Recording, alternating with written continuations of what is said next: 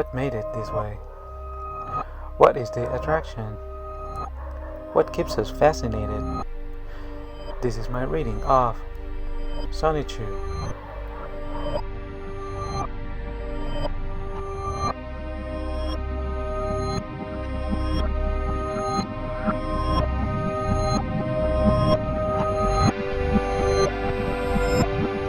Okay, quick summary of events first before I start reading. I'm gonna be as brief as possible because there's actually a lot going on. I never imagined I was going to be talking about Christian news, like current Christian news, while my reading of Sonichu because he was in jail when I first started recording this. And I never imagined he was actually going to get out and I was going to be like a Christuber type of guy. But I call this thing reading and historical context, so this is part of historical context. I meant historical, like from the past. I don't even care that much about his current situation, but I do care about this thing actually. Outside of his supposed girlfriend or whatever, that's like okay, fine. There's a lot of opinions you can have about that. Yeah, sure. But I feel that this is a little bit more urgent, at least for me. This guy, Otaku something, dude. I want to put this first in the video in case people start to leave before the end of it or whatever. I'm not a big channel or anything. My videos don't get anywhere, so it's like my opinion doesn't really matter because it has no real impact on anything. But there's a couple of people watching whenever I post these things, and I don't know who they are, but they might be somebody who has more relevance than me or more reach than me. What I'm gonna say is nothing new, but I just want to emphasize and remind this man needs to stay away. Not in a douchey way or anything like that. Quite the contrary, I feel that from everything that I've seen of him, his demeanor, the way he says things, the things he says, his body language, his tone, everything, I feel that he's genuine. So, I don't know. I identify with him a little bit. I remember whenever I first started discovering Christian years ago, somewhere around 2000, probably 2013 or something, I saw a video once and that was it. And I just like shrugged it off. The video was full of shit. It was from this YouTuber I used to watch back then, like Dross Tank, something like that. He's in Spanish, so don't bother. The video was full of shit. He was portraying him as something totally different, and you can tell how bullshit that video was because it's not even up anymore. I looked for it some time ago, like 2 years ago or something, and he he took it down because the video was totally wrong. He was portraying him more of this like Ted Bundy type of character, more like what he is. It was really weird. So I didn't care, and then somewhere around 2015 or something, I started watching. I think it was with Base Shaman, and then I started learning about him, and then I started watching more people. I discovered Gino and whatever. And my first impression, the first like somewhere around the first year or something, was somewhat empathy. There was a couple of things I identified with Christian that I've mentioned in my other videos. So that's like this loser kid that was drawing comics and whatever, and that loner weirdo who doesn't really have a lot of friends and people don't really understand him and all that shit. And I was watching and I understood and I agreed with the trolls, but I still felt a lot of empathy and I felt that very natural instinct that a lot of people, not everybody, but a lot of people tend to have. And I even feel that that's a good thing. It's a natural instinct that to people to go and back up other people that are vulnerable, and to try to help and make a difference and just like look up for other people, right? I feel that whenever you see that people like that still exist, you still have hope for humanity. When you stop seeing that at all, you can see that right there is when you're going to know that we're all just going to end. But the thing is that even though I was really like soaked in a lot of Christian content and whatever, I still nowadays I know that I still didn't get it. I didn't understand. I didn't really understand. And I don't know, a lot of people are falling into that, and on the terms of trying to actually be the one who could be his friend. I still feel a lot of mixed feelings about old Chris, even nowadays, because he could have been changed, but way before when he was really younger. Later on, it was too late, and especially with the climate, with all the cloud around him and all that stuff. And the person that he has become, it's not healthy for anybody to get involved. And I feel that this guy is somebody that gives the impression of being a cool guy, you know. It's alright. He looks like he identifies with Chris a lot. He looks to be, kind of a lame-o that is like, didn't have a lot of friends and stuff like that. He identifies with that. He reflects his past of probably being a little bit of an outcast and nobody looking up for him. And now he wants to do it that, just like I used to be. So I understand that he seems to have his heart in the right direction. He seems to be one of those people that really mean well. Trust me, guy. I know you're not gonna listen to this, but metaphorically, trust me. I know how it feels. But I look at you and I reflect a little bit about how I was, a little bit in a couple of aspects here and there. Let me tell you, you're soft. You're too soft. You're gonna break down really quickly. Just don't do it. It's gonna eat you up. Don't do it. Stay away. I'm rooting for you, man. Trust me. I kind of like you for what I see. I kind of think you're kind of a fairly cool guy. Outside of that, what was his name? Did anybody ever learn his name? The mystery guy from like way back? Yeah, outside of him, you're like the most likable one I can remember. Like being his like attempted buddies, like his big brother type of guy. That mystery guy was one of my favorite like characters in the lore. He was so mysterious. What the fuck? He was wow. Please, please, please, please, please, just stay safe, stay out of trouble. I would hate to see people tearing you apart like they do with so many other people. Just look at Aware of Myself and the Cyrex thing. This community is really cool, but it's also really volatile. They eat you alive. As soon as they're slightly unpleased with you, they tear you apart. They eat you alive. So, and the lolcows will never appreciate you. That's why they're lolcows. They can never learn. One very key thing that makes a lolcow is that they never learn. Anyways, why don't you wish for him every day? I don't know if you pray or whatever. I'm not religious. You can still pray, not for God or anything like that, not for any religion or whatever, but you can still like do the action, asking for something better. Why don't you do that? Chris is somebody who never matured and never learned to appreciate the people around him. And just as people utilized him and took a lot of advantage of him and disposed of him whenever they wanted, he does the same. He reflects that and does it back to people. And that's exactly what he has done to everybody else who has meant well and tried to be his friend. And he's gonna do that to you simply because this whole situation, his life, hasn't taught him anything else outside of that. He doesn't know any better. In part, you can barely even blame him. If you cage a bird for all of its life and then set it free, it's not gonna be able to survive outside because he never learned any better. That's what happens with Chris. That's what he knows to do, sadly, and it's irritating. And you can call him up and whatever, but and more important than anything, he doesn't want to. He never wanted to. There was a point in his life when he got the chance to actually learn, and he didn't want it to. Regardless of his mental problem, he didn't want it to. There's people outside with his problem that did want it to and did changed, but he wasn't one of those people. So I'm gonna leave it at that. How's the sound? Probably terrible, right? Enjoy the ASMR, just like if you were here.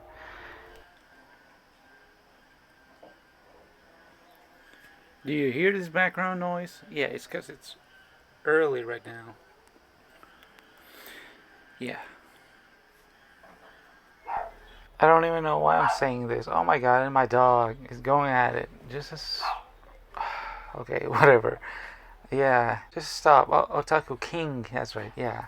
Please just like stay away and stay safe before this situation turns you into a villain too. This happens too. People go after you and it starts to bother you and you lash out against people that you feel that are trolling you, and then before you know it, you turn into a villain. And you get turned into a lol cow too. Is that would suck. That's what happens to a lot of lol cows. And people leave him alone, please. Come on, leave him the fuck alone, like for real. Anyways, he's still an adult. He's still responsible for what he's doing. If he just keeps going with it and something happens to him, it's his problem. So yeah, moving on. And as soon as I'm editing this right now, this is October 16th, 8 p.m. right now. As soon as I'm editing right now, I open YouTube to just check something, and I see Christian new video, and I'm like, what the fuck? And then I see it. Oh, this is too much to process. I just wanted to include it here because of the whole thing, because it's just to archive it in my thing. But it's so weird. Not just this, not just. I'm out of words. Okay, I'm not gonna redo the whole video. I'm gonna leave it. I'm just gonna include this right now, real quick.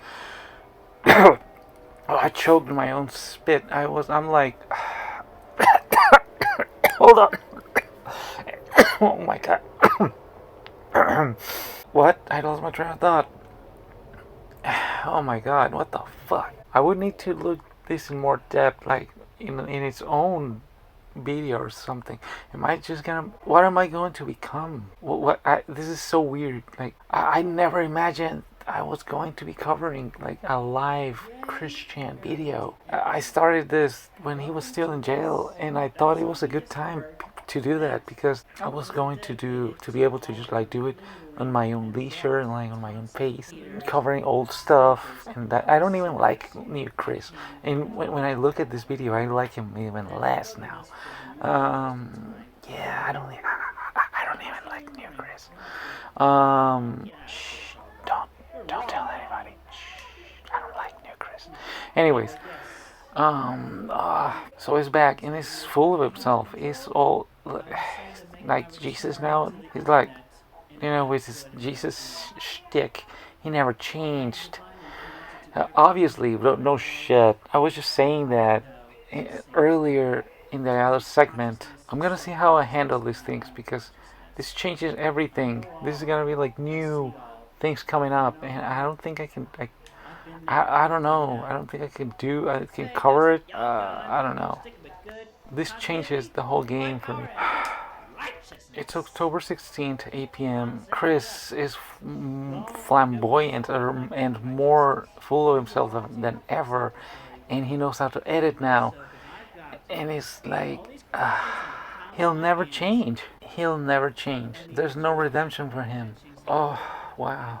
He'll never change. It's funny how I had my plans there to like cover like him a little bit and all of that, and then just when I never expected, when in his reemergence, probably stronger than ever, is when I'm covering him, and now I'm trapped in this circle now too.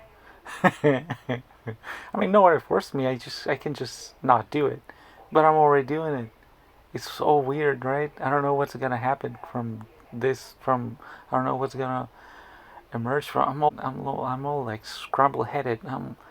Right now. It's so weird and strange, and it's all also sudden. I don't know.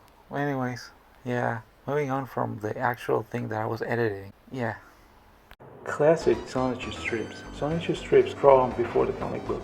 Sonichu, 25 years later, by Christian Wozniak. Drawn June 13, 2004. Oh yeah, last issue was in 2005.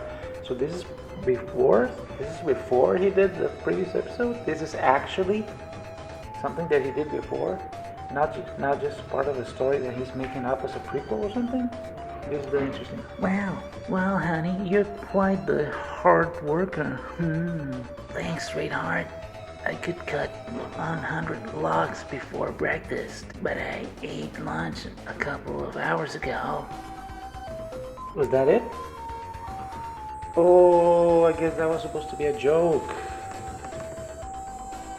Okay, wait.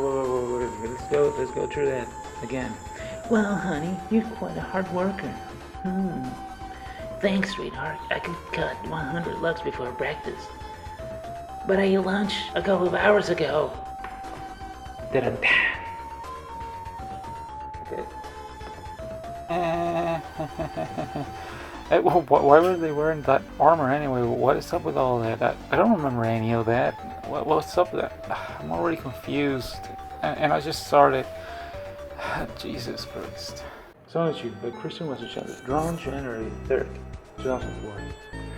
Well, Sonichu, I've been living my life and being beautiful. What? Yeah, I get, because she's a girl. Well, Sonichu, I've been living my life and being beautiful. Okay. Hey, Rose, what's new? Oh, this is not a... Holy shit, I just got a glimpse of the panel of that panel. Oh my god, it's so distracting. What the fuck? Wait, this is not a manga. Hey Rose, what's new? Well, Sonichu, I've been living my life and being beautiful. Okay. But seriously, I wish I didn't have to work so hard. I'm tired of it. But being with you, a great friend, makes me feel much better. Anyway, me too, Rose-chu. What? Me too, Rose-chu. Makes me feel much better. Oh, me too, Rose-chu. Okay, it's backwards. Anyway, there's a Rachu creeping on behind a rock, and is that a cloud raining on his head? No, okay, so this is backwards too, or not? I understand your feelings, Rosie. Here, happy Valentine's Day. And that's how it's been. Oh, this time it's not backwards. Fuck. Oh, they were talking, and that's how it's been.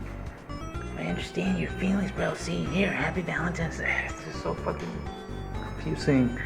Damn, Chris. Oh, you're so sweet. What's the Valentine's gift? And then her turn splits in two. Whoa. She mutates into some kind of... Just look at that.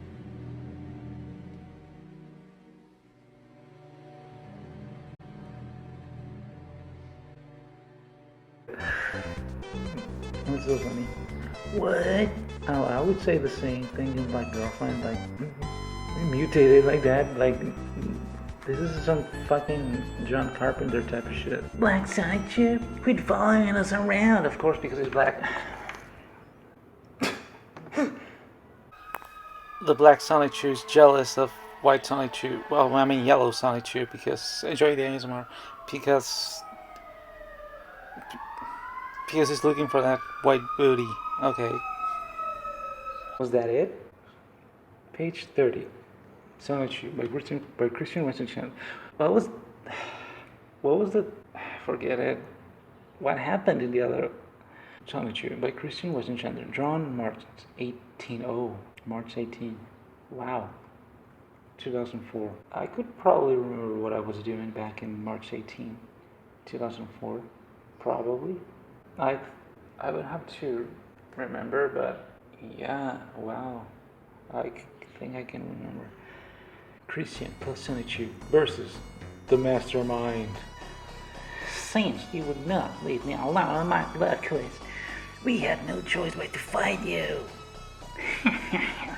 Wait, I need to make a voice. Mary Lee Walsh, and they both screamed that at the same time. Again, I'm assuming that one shot is all we get. One shot is all we get. Courtesy, oh, he already came out with the courtesy Kamehameha. That's something that he used to do in the real life. For anybody who doesn't know that, probably you, Danny, if you're actually watching this, or Luchuk, if you're actually watching this. Courtesy Kamehameha.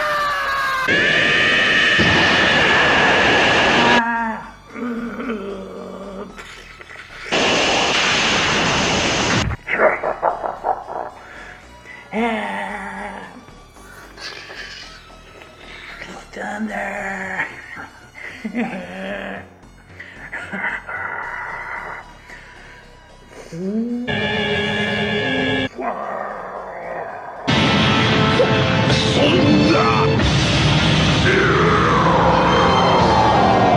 Yes, say till the end, and they both just they just destroyed Mary Lee Walsh. Sonichu by Christian Weatherchandler, drawn May 8th, 2004. Sonichu, Nacer has my mom. We have Saber. I'm with you, Christian. You won't get away with this. I just hope that she's alright. When those hedgehogs learn of your capture over here, they will run into my trap. Something indescribable is happening. What is happening? What is that? What are those things? By the colors, I'm assuming those are Chris transformed into Sonic, and Sonichu running, and that's what is that? The trap? But what is that? Key? But what are those stripes? Forget it. Nate, sir, release my mom, or we will have you the shock of your life. Yeah. Take one step closer, and I'll press the button, which will make your mother's cell explode. Wait, you don't want that, do you? Damn, more step, huh? All about a spark. Sonichu, got it. Oh no. Sonichu rescues Barb? Is that Barb? That's baby Barb? The cage explodes. I'm assuming that was a cage. And fucking drawing. Oh, Chris turns back into regular Chris. Are you alright, Mom? I am now, thanks to you and your son. Happy Mother's Day. Oh, it was a Mother's Day story. That's supposed to be Barb, I'm guessing. Sonichu by Christian Weatherchandler, drawn December 5th, 2004. Mary Lee Walsh, this is a trap. That's right, Christian. There is no escape from my magic and my jerk-off squad. Want a girlfriend? To lightning. What? Bring it on. And what the fuck? So he's a drawing there. He's supposed to be like skipping through a lot of jerk-offs, but they look like he's just stumbling up around a lot of Peter Griffin action figures, and one like fucking snaps. That face is perfect.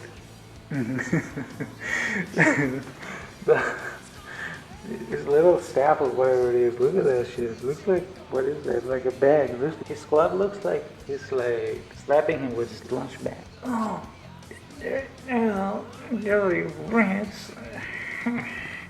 Oh no, Chris, I got to see those fans. Oh, shit. What happened? Somebody shot. Oh, okay. So she was holding whatever her name is.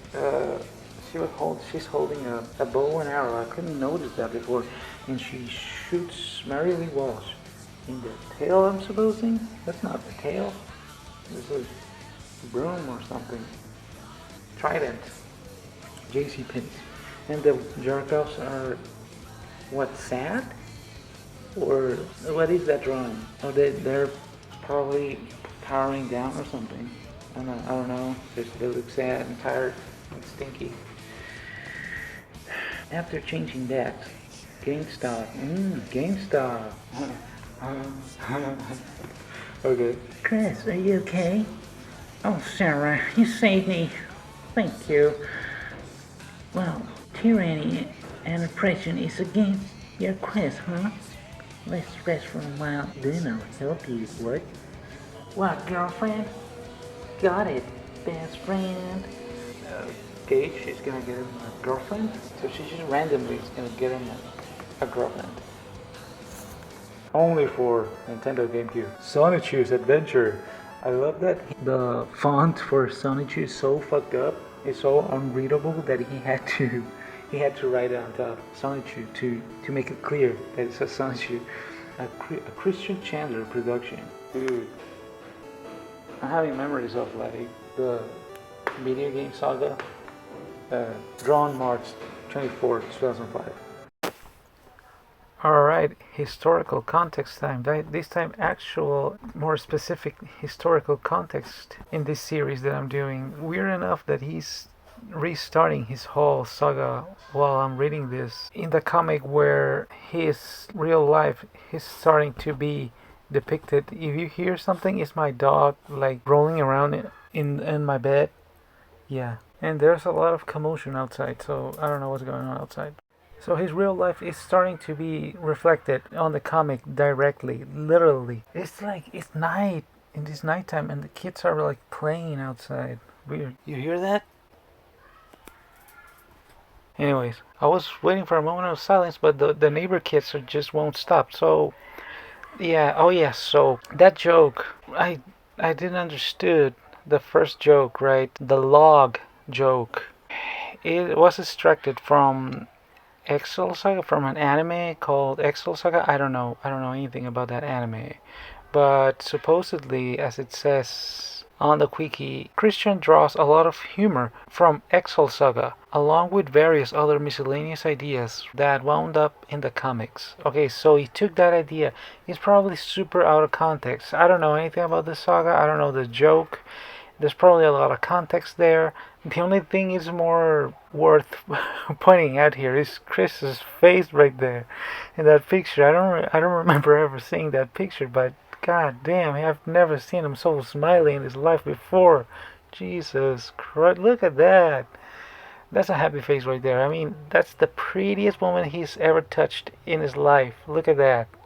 That's the face you make when you touch.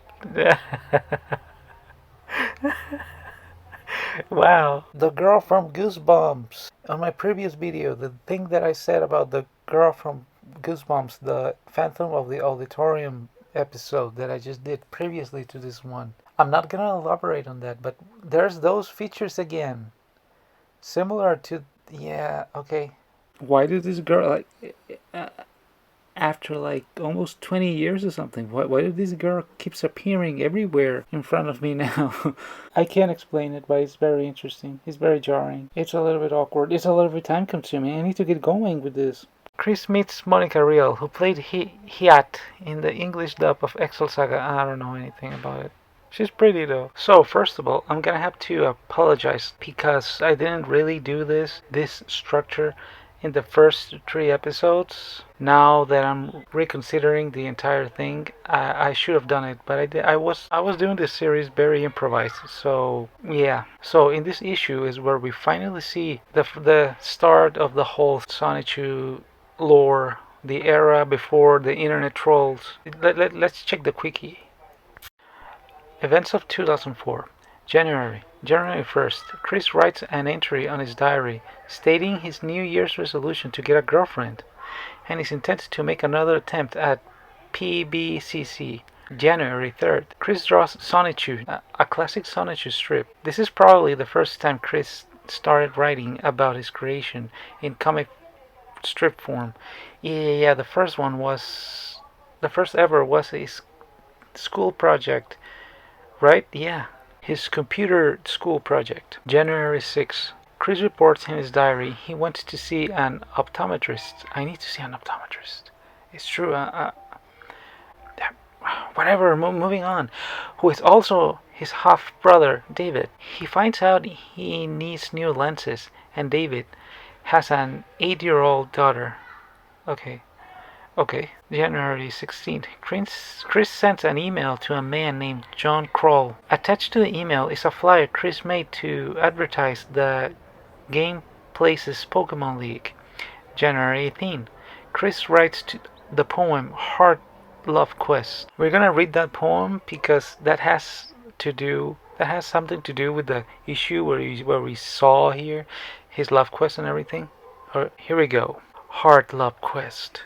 Here you see, as that lonesome Christian see, without a girlfriend love, he feels an older age, and he is still stuck in virgin with rage.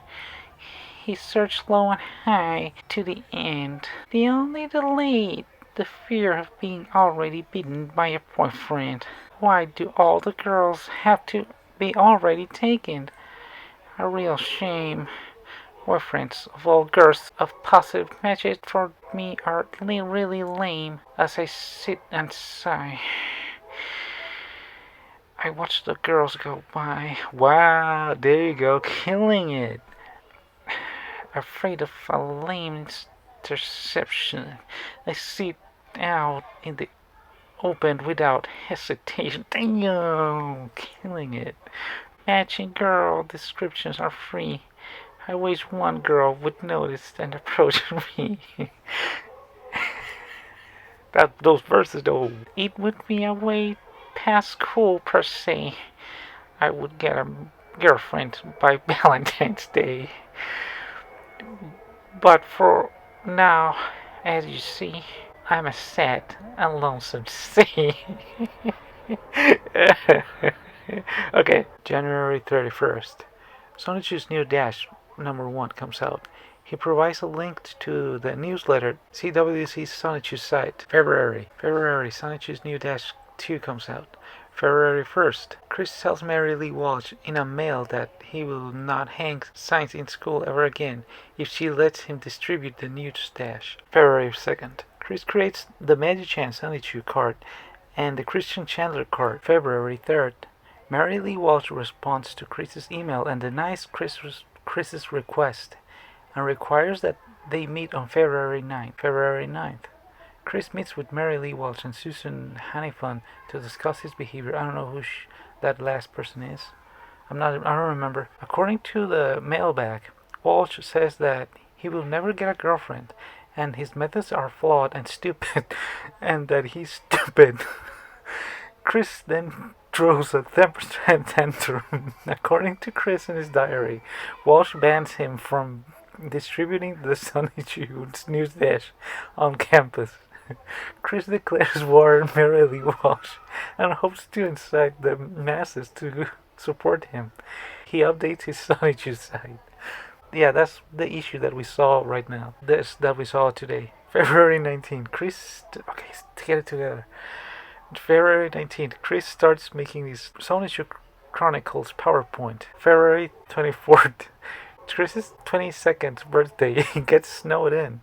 Chris's photograph on this date wearing his Sonichu medallion. He updates Quickie CWC's pocket site to March 2nd. Chris responds that Mary Lee Walsh tried to influence the Chandler family to take him out of PVCC. Chris's parents get angry. March. Sonichu's news dash number 3 comes out. The possibility of Sonichu powering up to Ultra Sonichu is announced. Wow. March 18th. I was probably eating. That was probably that one day when I was eating pizza. Yeah. Okay. Moving on. March 18th. Chris draws Sonichu. March 18th. A classic Sonichu strip. From here on, we see the rest of the months. I'm not gonna read them all. I'm just gonna read the ones that I see have anything to do with the issues that we saw today. I couldn't really find much about the issues, but I found this very interesting thing about a Nintendo Power cover that he did with Sonichu. I don't remember ever seeing that, and the picture is very interesting, although you can barely see anything. But there's the cover right there he made on a sheet of paper. It's actually pretty cool. If he was a little kid, I would be really proud of him. I would have been like, yo, dude, you're so creative, you know? Yeah, keep at it. That's good. He wasn't a little kid, but if he was. What is it about this Sonic the Hedgehog comes to Game Boy, Super Nintendo, and Nintendo 64, Sonic, Tails, and his friends and enemies all dumped Sega and joined the Nintendo family. So get your Game Boy, SNES, and Nintendo 64 and join the way past cool fun. Drawing a huge portrait of what is that? I never saw that. There's the whole issue of like what he would have had. Sonic 64, Sonic and Knuckles 2, Super Sonic, Beast Wars. Ooh, Beast Wars. Nice. Mega Man X64 special features. Sonic history. Every issue. Players polls, power charts, classified info, consoles corner, players poll con, arena. Now playing game list. Next issue. He made an entire mock-up magazine. I like that. Look at that. Power charts, the Sonic 64 art, Dude, that Tails though. Sonic the Hedgehog, Nintendo 64. That sounds weird. Just as weird as the dogs barking outside. First of all, what is this Sonic the Hedgehog Nintendo Trio? I never heard of this. I don't remember ever hearing about this. I'm getting caught up in all these things. You see, this is what I meant earlier in the beginning of the video about this guy, Otaku King. I see all these things, and I would have been, if I met him back in 2004, right now, if I was me right now meeting him in 2004, I would have been like, yo, dude, this is so cool. Like, keep at it, you know. I would have had this instinct to just kind of like back him up, you know, like kind of come through with him, like support him or whatever. And I would have been caught in all these things. Yeah. Anyways, Sonic the Hedgehog Nintendo Trio. After over 100 issues, Sonic and his friends and enemies comes to the Nintendo 64, SNES, and Game Boy. We'll tell you about the three games. Then, we'll take a trip to time and look through Sonic's history. For now, his dot dot dot. Sonic the Hedgehog 64 Robotnik is at it again. This time, he kidnapped Princess Sally and stole the power of the Chaos Emeralds from her castle. And he roboticizes the life in the castle. Sonic warps to the castle through a warp ring so he can save the princess. What follows is the adventure in 15 worlds and many secret spatial stages. He must collect the emeralds of the castle and destroy Dr. Robotnik. He will also have to destroy robots, big and small, fly with tails, climb the walls with Knuckles, and slam it with his big brother, Bionic. Okay, there's too much to see here. This is something that needs an entire video of its own. But this is so cool. I never knew any of this.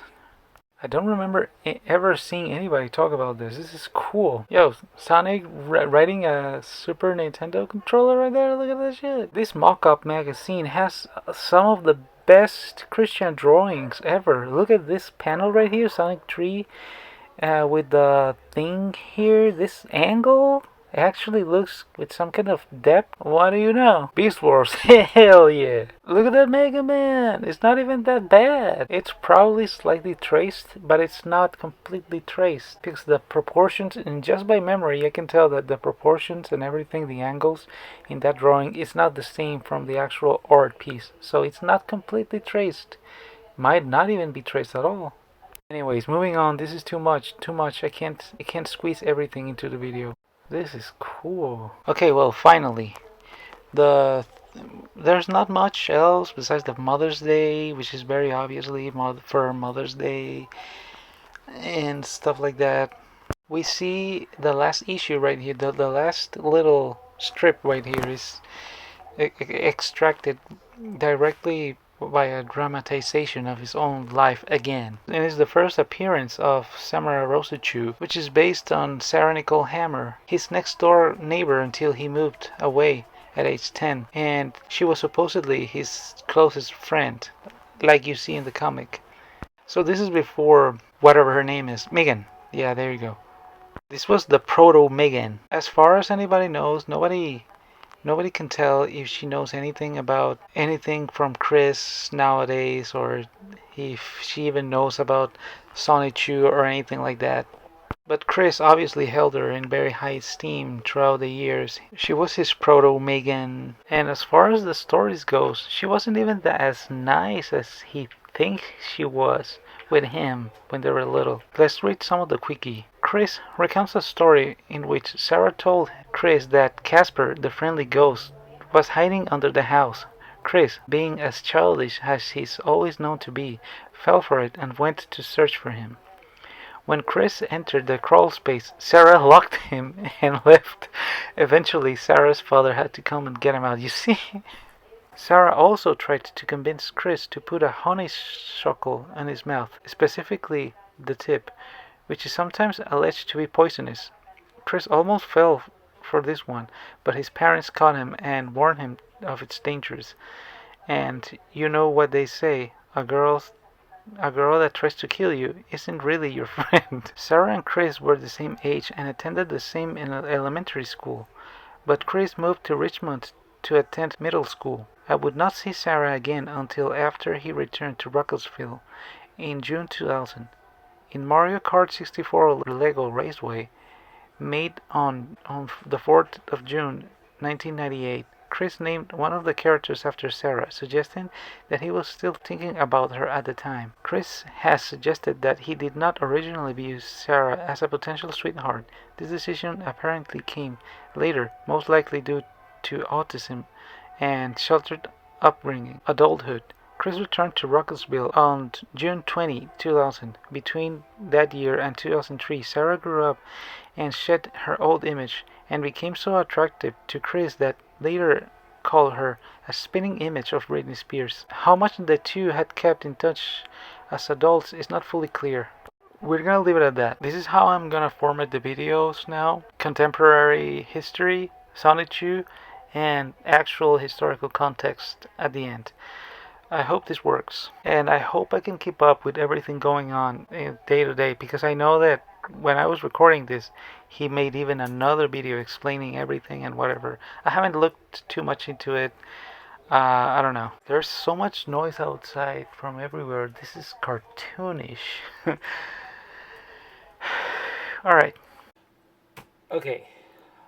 I know I said that I was only going to do the card opening thing on the first video because it was the inauguration of the whole thing, and that I wasn't going to do it every single time, only in special occasions, like in the maybe in a certain number of videos or something like that, in a special occasion. And then it's the fourth video already, and I've even went as far as eating Fritos in a Christian video. I mean, it's I wherever it's something where I'm being creative.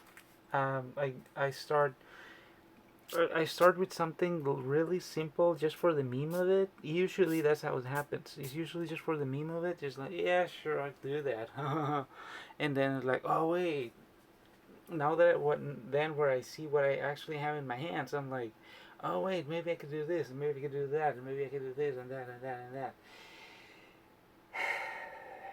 But the thing is, how can I not do this? I'm not even gonna do the shuffle thing because this is it. It's a Halloween bus. It's a Halloween thing. I didn't know these things existed. I don't know anything about Pokemon cards anymore. I used to collect them when I was a kid. I lost the ones that I had when I was a kid. I don't know anything anymore, so I don't know what's the deal with these ones.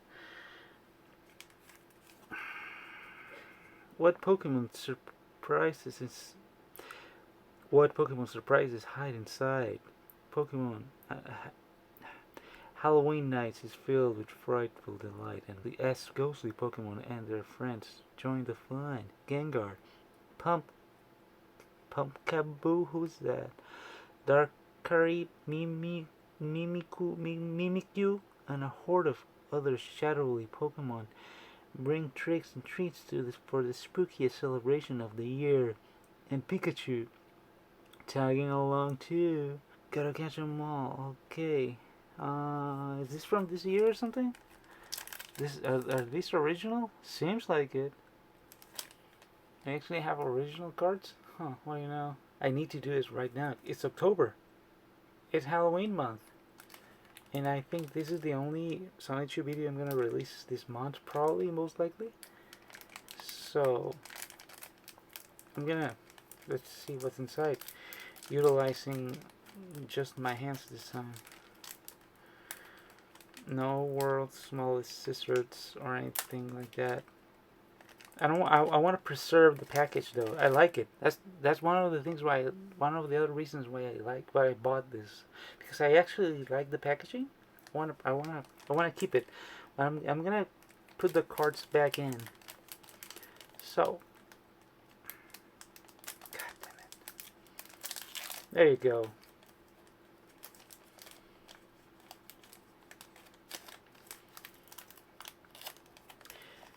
Three additional game cards. Trick or trade. How many cards are in there? Three additional game cards. How many are there usually there? Okay, is that all? Yeah. So, what do we have here? Okay, okay. Oh, look, they have a little hologram there. A Pikachu Halloweeny hologram. Can you see that? Can you see that? Okay, hold on. Let me see that. There you go. Okay, Chandelure. Who is he? He's cool. I like it. So these are all like ghost Pokemon. Evolves from Lampent. Oh yeah, isn't he in Black? I played Black not so long ago. He's fire. He's fire type. Okay. Mm-hmm. Chandelure. Cubone. Oh look, Cubone. Okay. Murkrow. Only 3 cards. I'm gonna think this package was actually really cheap. Only 3 cards? Don't they have like more? I remember Pokemon cards had like more cards in there. Cubone and Murkrow. I mean, it's cool. I guess they have the little thing there. Is this any added value at all? Like, I don't know. I like this one because it's all like shiny and whatever. Look, whoa, whoa. It's actually trippy. I like it. Hell yeah. Anyways, yeah, that was it. Yeah, bye.